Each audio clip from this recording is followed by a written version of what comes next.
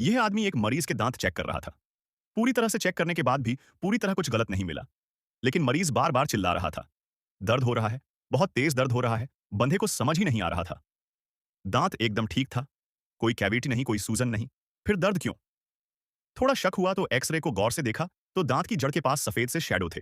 तो मगर उसे पता लगा कि रिफ्लेक्शन होगा, तो उसने पेशेंट को कहा, "जाओ आराम करो, सब ठीक है।" जब मैं शाम को अपना काम खत्म करके निकल रहा था, तो सिंक में कीड़े दिखे और उसने झट से फिल्टर निकला और देखा तो अंदर से पूरी तरह कीड़ों से भरा हुआ उसका मन घिन से खराब हो गया। सीधा फिल्टर उठाया और डस्टबिन में फेंक दिया। जैसे ही उसने हाथ धोने के लिए पानी चलाया, तो उसके दिमाग में एक चीज क्लिप हुई। वह भागता हुआ वापस अपने ऑफिस गया और उसने पुराना एक्सरे वापस झूम करके देखने लगा। अब जो उसने देखा वह सफेद शैडो असल में कीड़े थे, दांत की जड़ में घुसे हुए कीड़े।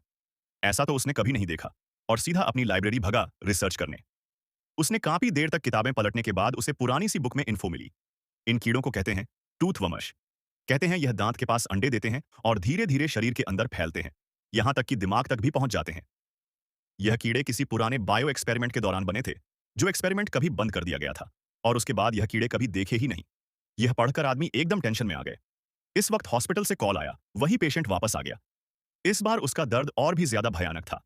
अब जब उसे पता चल चुका था कि मरीज के अंदर कीड़े हैं, वह थोड़ी देर तक चुपचाप सोचता रहा। फिर उसने शीशे पर दस्तक दी। नर्स को कहा, थोड़ा सीरियस केस है। लेकिन नर्स ने उसकी बात को हल्के में ले ली और बोली, जल्दी जा, अंदर पेशेंट की हालत खराब है।